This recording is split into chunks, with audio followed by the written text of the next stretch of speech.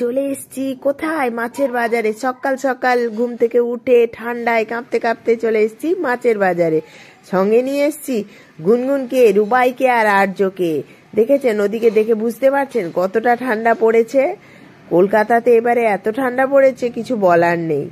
এই দেখুন কত মাছ, এরা তো মাছ দেখে খ্যাপামি করছে, তার সাথে আমিও অনেক কনফিউজ হয়ে গেছি যে কোন মাছটা কিনবো, কি করব, কি রেসিপি বানাবো, কোনটা নিলে ভালো হবে, কি হবে, কোন মাছটা ফ্রেশ, অনেক ভাবনা চিন্তা চলছে।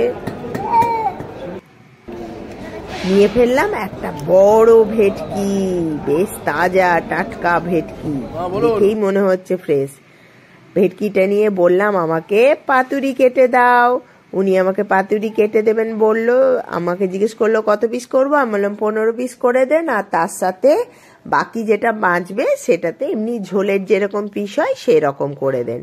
তো তাই চলছে। এই দেখুন উনি পিস করে দিচ্ছে। আমি আগে কিন্তু কখনো এইভাবে দাঁড়িয়ে থেকে ভেটকি কাটাইনি, আজ প্রথম কাটাচ্ছি। তো পাতুরি কিভাবে কাটছে সেটা আমার কাছে নতুন, তো আমি আপনাদের সাথেও এই কাটাটা শেয়ার করলাম। আপনারা কে ফার্স্ট টাইম দেখলেন, কে আগে দেখেছেন, আমাকে অবশ্যই কমেন্ট করে জানাবেন।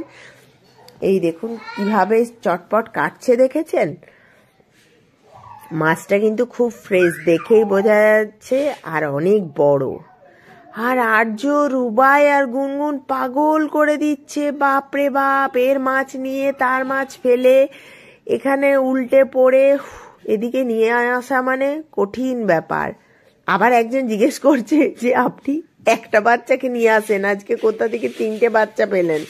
আমরা আমার বাড়িতে গেস্ট এসছে তো তাই। তখন বলছে ও, তার মানে ওরাও অতিষ্ঠ হয়ে গেছে, কিন্তু ওদের উপায় নেই, মাছ কিনছি, সহ্য তো করতেই হবে যতক্ষণ না মাছ নিয়ে বেরোচ্ছি। তো পিস করে নিচ্ছি, 15 পিস করে দেবেন। এর সাথে আমি আবার যাওয়ার পথে একটু কলা পাতা কিনে নেব, নিয়ে বাড়ি যাব, কারণ ভাবছি পাতুরি করব, পাতুরি করতে গেলে তো কলা পাতা লাগবে। তো কলা পাতা নিয়ে পাতুরির পিস নিয়ে বাড়ি যাব। চলুন তাহলে বাড়ি যাওয়া যাক। বাড়ি এসেই রান্নায় চলে এসেছি। এ বাটিতে পাতুরির পিসগুলোকে নিয়ে নিচ্ছি। 15টা পিসই রান্না করব, কারণ অনেক লোক, কে কটা খাবে বুঝতে পারছি না, তাই সব পিস কটাই নিয়ে নিলাম। একটা পাতি লেবুকেও কেটে নিচ্ছি। হলুদ দিয়ে দিলাম,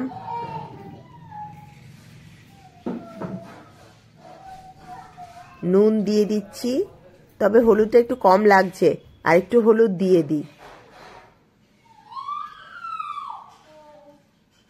এবারে কেটে রাখা লেবু যেটা আছে ওটা দিয়ে রস বার করে নেব, ভালো করে ম্যারিনেট করে মেখে নেব, নিয়ে রেখে দেব 1 ঘন্টা।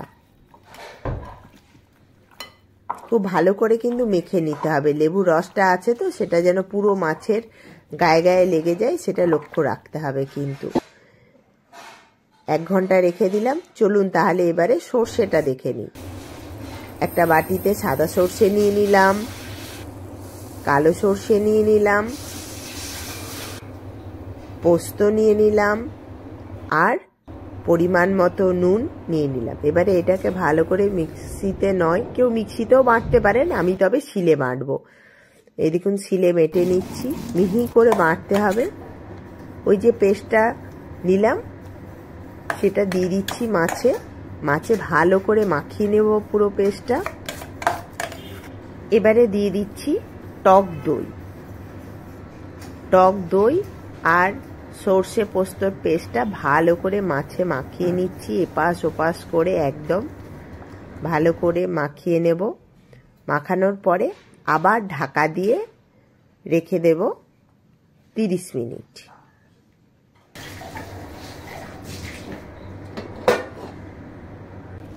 এবারে যে কলা পাতাগুলো বললাম কিনে এনেছি, সেই কলা পাতাগুলো একটু আগুনে পুড়িয়ে নিচ্ছি মানে সেকে নিচ্ছি।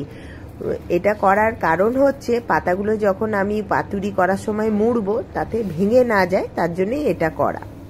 এবারে ম্যারিনেট করে রাখা মাছে সর্ষের তেল দিয়ে দিচ্ছি, সর্ষের তেলটাও ভালো করে মেখে নেব।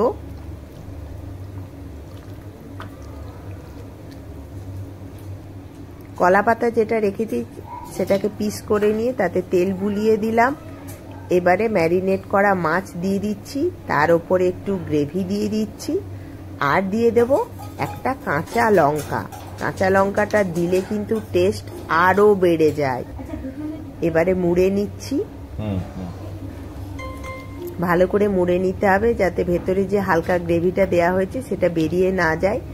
আর সুতো দিয়ে অবশ্যই বাঁধতে হবে। আপনি রিলে সুতো, যে কোনো সুতো নিতে পারেন, কিন্তু বাঁধতে অবশ্যই হবে। এইভাবে সব পাতুরিগুলো বানিয়ে নেব। এই দেখুন আরেকটা বানাতে শুরু করেছি।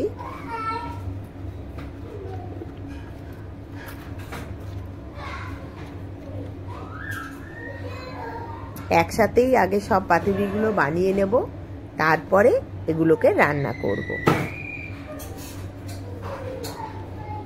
আমি তো পাতুরি খেতে খুব ভালোবাসি।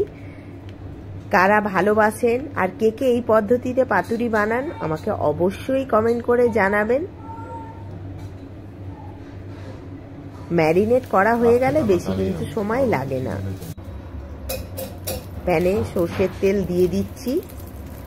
তেল গরম হওয়া পর্যন্ত একটু তো ওয়েট করতেই হবে, ওয়েট করে নিই। এই দেখুন সব পাতুরিগুলো রেডি। এবারে এগুলোকে ফ্রাই করে নেব।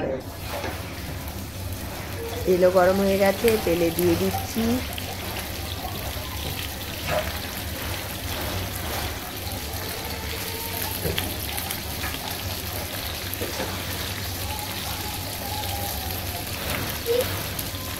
এই পাতুরিগুলোকে একসাথে। এই প্যানে 6টা পাতুরি দিয়ে দিলাম। এটাকে কুক করব। একটা ঢাকা দিয়ে দেব। ঢাকা দিয়ে 15 মিনিট কুক করব। 15 মিনিট হয়ে গেছে, ঢাকা খুলে দেখছি। এবারে এগুলোকে আস্তে আস্তে উল্টে নেব। গন্ধ কিন্তু খুব সুন্দর বেরিয়েছে, কারণ কলা পাতা আছে তো, কলা পাতারও তো একটা গন্ধ থাকে, সেটাও কিন্তু বেরোচ্ছে। এবারে উল্টে নিয়ে উল্টো পিঠটা আরও ঢাকা দিয়ে 10 মিনিট কুক করব।